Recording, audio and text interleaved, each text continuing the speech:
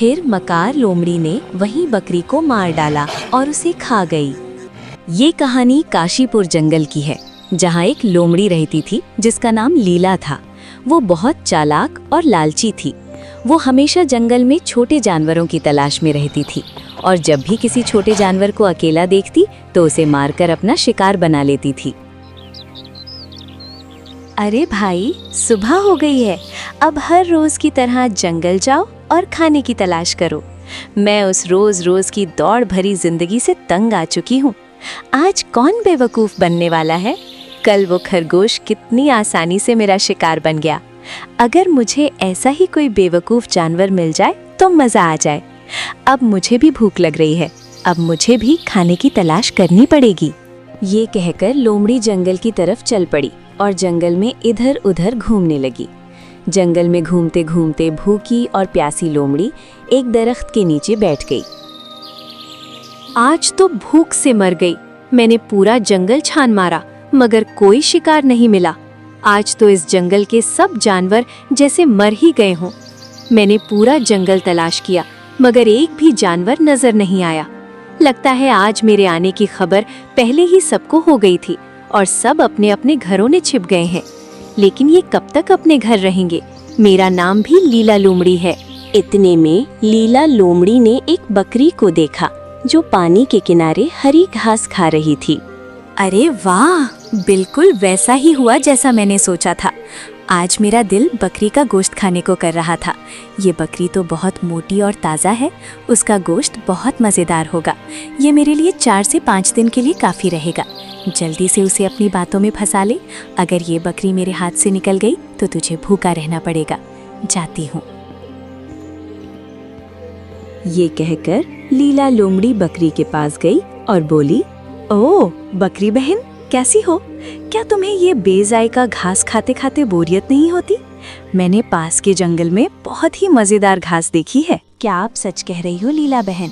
कहीं ऐसा ना हो आप मुझे कहीं साथ में ले जाकर खाओ। पूरे जंगल में सब तुमको धोखेबाज बोलते, इसलिए मुझे डर लगता है।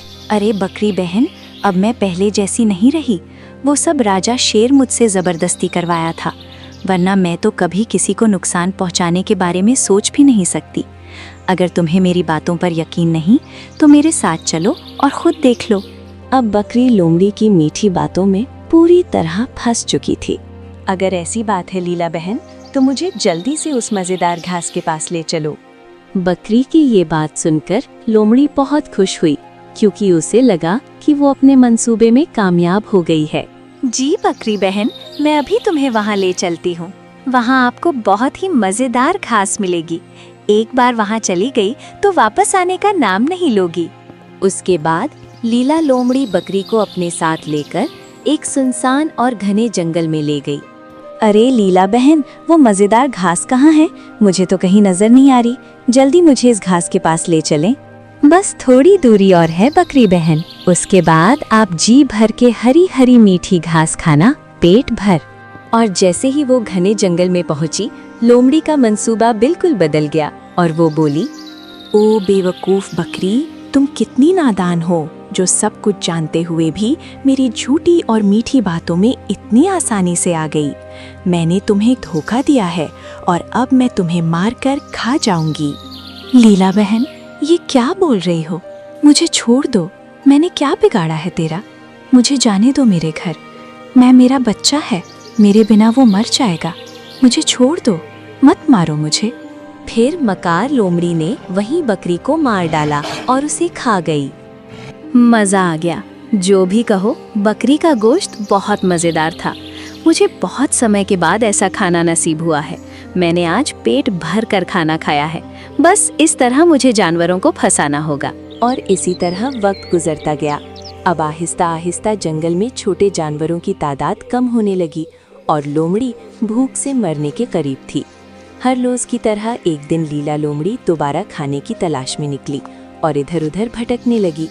लेकिन उस दिन काफी देर तक घूमने के बावजूद भी उसे खाने के लिए कुछ नहीं मिला। सुबह से शाम हो गई मगर उस दिन उसे कुछ भी खाने को नसीब न हुआ। अब लोमड़ी भूख से नढाल थी और एक दरख्त के नीचे बैठकर अपनी किस्मत को कोसने लगी। ऐ खुदा, तेरा खेल भी निराला है। अगर ऐसा ही चलता रहा तो मैं मर जाऊंगी और उसकी जिम्मेदारी आप पर होगी। ऐ प्रभुदकार, मेरा ख्याल है कि मुझे ये जंगल हमेशा के लिए छोड़ देना चाहिए। मुझे यहाँ से चले जाना चाहिए। आज 2 दिन होने को आए हैं, मुझे कुछ भी नहीं मिला। उसके बाद लीला लोमड़ी दूसरे जंगलों की तरफ चली गई और शेर सिंह के इलाके में पहुंच गई, जहां शेर सिंह की हुकूमत थी। लोमड़ी जंगल में छिपकर रहने लगी और इसी तरह उसके दिन गुजरने लगे। एक दिन लोमड़ी की मुलाकात जंगल के राजा से हुई। तुम कौन हो और कहाँ से आई हो? हमने पहले तुम्हें कभी इस जंगल में कभी नहीं देखा, और हमारे जंगल में क्या लेने आई हो? सब कुछ सच बताना। शेर सिंह की बात सुनकर लोमड़ी कुछ घबरा गई और गलत बात कह देती है। मैं यमलोक से आई हूँ और इस जंगल में आई हूँ। क्या तुम मुझे बेवकूफ समझती हो? मैं इस जंगल का राजा शेर सिंह हूँ और तू अपने आप को बहुत चालाक और होशियार समझती हो। अगर तुमने मेरे साथ ज्यादा होशियारी दिखाने की कोशिश की तो अपनी जान से हाथ धो बैठोगी, समझ गई? शेर सिंह की बात सुनकर लोमड़ी और ज्यादा घबरा गई और फौरन बात बदल दी। क्षमा कर दो महाराज, मैं दूसरे जंगल से आई हूँ। मैं बिल्कुल अकेली हूँ। आपको देखकर मैं डर गई और मेरे मुंह से ऐसा निकल गया। महाराज, इस जंगल में मेरा कोई नहीं है। मैंने आपके बारे में बहुत कुछ सुना है। आप बहुत रहमदिल हो, मुझ पर कृपा करो महाराज। शेर सिंह लोमड़ी की बात सुनकर बहुत खुश हुआ और बोला, तुम्हारा नाम क्या है? महाराज, मेरा नाम लीला है। लीला? नाम तो बहुत प्यारा है लीला। मैं इस जंगल का राजा हूँ और तुम इस जंगल में रह सकती हो, और आज से तुम मेरी मंत्री हो, और आज से तुम मेरा सब कुछ संभालोगी। बहुत बहुत शुक्रिया महाराज, मुझे इस काबिल समझने के लिए। मैं आपका सब काम बहुत अच्छी तरह संभालूंगी और कभी भी शिकायत का मौका नहीं दूंगी। अब लीला शेर सिंह की मंत्री बन गई और शेर सिंह ने पूरे जंगल में ऐलान कर दिया कि लीला मेरी मंत्री है। अब लीला जंगल में शेर सिंह के साथ जाती, सब काम बहुत अच्छी तरह संभालने लगी। एक दिन सुबह लीला शेर सिंह से बोली, तुम इस जंगल के राजा बनने के लायक नहीं हो। तुमने एक गाय को सजा दी। तुम्हें देखकर मुझे तुमसे नफरत होती है। तुम जैसे बेवकूफ को इस जंगल का राजा किसने बनाया? पागल हो गई हो क्या, जो मुझे बेवकूफ कह रही हो? तुम्हारी हिम्मत कैसे हुई मेरे ही जंगल में आके मुझे बेवकूफ कहा है? मैं तेरी हड्डी पसली कर दूंगा। हाँ, मैंने बेवकूफ कहा तुमको, क्योंकि तुम इस जंगल पर एक धब्बा हो।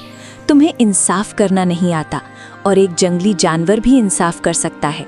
तुम जानते थे कि गाय अपने बच्चे को पेट में लिए हुई थी, फिर भी तुमने उसे मौत की सजा दी। ये गलत नहीं तो और क्या है? अब मैं ऐसा काम करूंगी, तुमको राजा के पद से हटवा दिया जाएगा।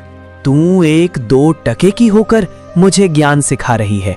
तेरे बारे में सब कुछ जानता हूँ। तू एक मक्कार है और हर कुत्ते बिल्ले के साथ रंगरेलियां मनाती है। अभी थोड़े दिन पहले ही मैंने तुमको एक जंगली कुत्ते की बाहों में देखा था। उसके बाद सियार के साथ तुमने पूरी रात बिताई और अब झूठी कहानी चला रही हो, और ये सब करके तुम मेरा राज्य मुझसे हटा नहीं सकती, बदमाश। लेकिन मैं तुम जैसे बेवकूफ के साथ नहीं रहूंगी, जो इंसाफ करना भी नहीं जानता। और मैं तुम्हें और तुम्हारी हुकूमत को बर्दाश्त नहीं कर सकती, और मुझे तेरे मंत्री नहीं बनना। क्या पता तेरा तो मुझे झूठी कहानी बनाकर बदनाम कर दो। अब मुझे तेरे साथ नहीं रहना। रोते रोते तुम मेरे पास आई थी, मुझे तुम पर दया आई, तो मैंने तुम्हें साथ रख लिया था और मैंने तुम्हें अपना मंत्री बना लिया, और तुम मुझे ही बेवकूफ कहने लगी। मुझे तुम जैसी मक्कार की जरूरत नहीं है। दोनों के बीच में बहुत बहस हो रही थी। दोनों का शोर सुनकर वहाँ हाथी आता है और बोलता है, क्या हुआ महाराज, तुम अपने मंत्री पर उतने गुस्से में क्यों हो? तुम दोनों की लड़ाई की बात अब जंगल के हर कोने में फैल गई है। तुम दोनों के दरमियान क्या बात चल रही है? हाथी भाई, मुझे शेर सिंह ने मुझे बहुत गलत बोला है। मेरी इज्जत पर कीचड़ उछाल दिया है। मुझे बहुत गंदी गंदी बातें बोली हैं और मेरे कुछ दोस्त जंगल में बन गए हैं। मैं उनके साथ घूमने चली गई। एक दिन घूमते घूमते हमें रात हो गई और जब दूसरे दिन आई तो मुझसे झगड़ा शुरू कर दिया। मुझे भला बुरा बोलने लगे। अब मैं इस जंगल में नहीं रहूंगी, मैं इस शेर की मंत्री नहीं बनूंगी, मैं सब कुछ छोड़कर जा रही हूँ। कुछ जानवर और मुझे बेवकूफ़ कहा और कहते हैं कि मैं भूखी रोती बिलखती आई हूँ। महाराज, लीला बहुत ही अच्छी है। आप लीला को ऐसा कैसा बोल सकते हैं? आपने पहले उसे अपनाया और फिर मंत्री बना लिया। अब आपका मन भर गया है तो आप उस पर कीचड़ उछाल रहे हैं। आप ऐसा कैसे कर सकते हो? आपको जरा भी शर्म नहीं आई? एक अबला पर ऐसे अत्याचार मत करो। लीला बहुत ही होशियार है और समझदार भी। इसके जैसा मंत्री और कोई नहीं बन सकता। अब आप ये झगड़ा खत्म कर दीजिए, शांति से रहो। तुम उस मक्कार लीला की तारीफ ना करो। इस जंगल में बहुत सारे अक्लमंद जानवर हैं। ऐसा कुछ नहीं है। ऐसी लीला में ये एक चरित्रहीन है। ये आते जाते को प्यार के जाल में फंसाकर प्यार का नाटक कर उनसे छोटे जानवरों का शिकार कराती है और फिर आराम से बैठकर खाती और पूरी रात उसी सियार की बाहों में रात बिताती है। और तुम बोलते हो कि लीला अच्छी है। मेरे खिलाफ सबको भड़काया और खुद रासपाट हड़पना चाहती है, जो मैं ऐसा कभी नहीं होने दूंगा। महाराज, आप थोड़ा शांत हो जाओ। मैं तो आप दोनों की लड़ाई खत्म करने की कोशिश कर रहा हूँ। आप हैं कि झगड़ा शुरू कर रहे हैं? नहीं हाथी भाई, अब मैं यहाँ 1 मिनट भी नहीं रुकूंगी। मैं जा रही हूँ। लीला वहाँ से चली जाती और मन सोचती है, अब मैं दोबारा ऐसे बेवकूफ़ राजा की कभी मंत्री नहीं बनूंगी और ना ही ऐसे बदमाश राजे से कोई सहायता मांगूंगी जिसको इंसाफ करना ही नहीं आता। अरे हाथी भाई, तुम इतने उदास क्यों लग रहे हो? जब हम बिल्कुल फिक्रमंद नहीं हैं, तो तुम किस बात की फिक्र कर रहे हो? महाराज, तुम्हें मुझसे ज्यादा फिक्रमंद होना चाहिए, क्योंकि इस जंगल का काम तुम्हारे सिर पर है और तुम नहीं जानते कि सियासत में मंत्री कितना अहम होता है। मुझे नहीं लगता है महाराज कि कोई लीला जितना होशियार है और ना ही कोई लीला जितना दिमाग से तेज होगा। अरे हाथी भाई, शायद तुम नहीं जानते हो, उस लीला से भी अक्लमंद जानवर हमारे जंगल में हैं, जो समझदार और बहुत गुणकारी है। बस तुम ऐसा करो कि जंगल में ऐलान करा दो, लीला की जगह पर नया मंत्री रखना है और जो भी हमारी शर्त को पूरा करेगा उसे ही नया मंत्री बना दिया जाएगा। पूरे जंगल में ऐलान करा दो। और जैसे ही ये खबर जंगल के जानवरों तक पहुंची, तमाम जानवर एक एक करके शेर सिंह के दरबार में आने लगे। जंगल के महाराज को प्रणाम। मैं इस जंगल के चपे चपे से वाकिफ हूँ, सबका सही फैसला कराता हूँ। मुझे लगता है कि मैं ही इस जंगल का महामंत्री बनने लायक हूँ। मुझे ये बता कि तेरे पास ऐसा क्या है जो तुमको बाकी सब जानवरों से अलग बनाता है? मेरे पास ताकत है जो मैं किसी को भी मुकाबले में हरा सकता हूँ। चंद मिनटों में धूल चटा सकता हूँ। चाहे तो भी मुझे से युद्ध करके देख लो, मैं आपको भी हराने की ताकत रखता हूँ। मुझे ऐसा घमंडी मंत्री नहीं चाहिए जो अपनी झूठी ताकत के बल पर दूसरों को नीचा दिखा दे। तुम जिस तरह से बोल रहे हो, मुझे नहीं लगता कि मंत्री बनने के लायक है। इसीलिए चुपचाप यहाँ से निकल जाओ। भालू वहाँ से चला गया और फिर गधा जी वहाँ पर आ गया। तुम कौन हो? तुम्हारे मुंह में जुबान नहीं है? हाँ महाराज, मेरे मुंह में जबान है। तो फिर अपनी लंबी जुबान से कुछ कहो ताकि मैं तुम्हें अपना मंत्री बना सकूं। तुम में क्या खास बात है कि मैं तुम्हें हमारे जंगल का मंत्री बना दूं? जंगल के महाराज को मेरा नमस्कार है। मैं हूँ गधा, जो भारी सामान उठाकर जहाँ से वहाँ ले जाता हूँ और किसी से कोई लगान नहीं लेता हूँ। फिर भी मुझे सब गधा ही कहते हैं। इसलिए मैं सोचता हूँ अगर मैं महामंत्री बन गया तो आराम से बैठकर जिंदगी बिता लूँगा और कोई सुंदर सी शेरनी से शादी कर लूँगा। ओहो, शोक तो देखो महाराज, राज की शेरनी से शादी करेगा। मूर्ख, कोई गधी नहीं मिली शादी को जो शेरनी से शादी करेगा। बेवकूफ, शेरनी तेरे जैसा का कच्चा मांस खाती, तू शेरनी से शादी करेगा। भाग जा। अगर मैं जंगल का राजा ना होता तो तेरी शादी यहीं हो जाती। अब यहाँ से भाग जा, वरना जान निकाल लूंगा तेरी। देखा महाराज, कोई भी जानवर लीला जितना बुद्धिमान नहीं और ना ही कोई चालाक है। अगर आप चाहते हैं कि सब कुछ सही रहे तो लीला ही ये काम कर सकती हैं। आप एक बार लीला के पास जाइए और उसे मना कर ले आइए। मुझे विश्वास है वो मान जाएगी और उसे भी अपनी गलती का एहसास हो गया होगा। हाथी की बात मान शेर सिंह लीला के पास जाता है। लीला से बोलता है, ओ मेरी प्यारी लीला, कैसी हो तुम? तुम तो मुझे भुला ही दिया। कभी याद नहीं आती है क्या? तुमको मेरी थोड़ी सी बात के लिए इतनी नाराज हो गई हो? मुझे माफ कर दो मेरी प्यारी दोस्त। मुझे बिना सच्चाई जाने तेरा मजाक नहीं उठाना चाहिए था और ना ही मुझे ज़्यादा भला बुरा बोलना नहीं चाहिए था।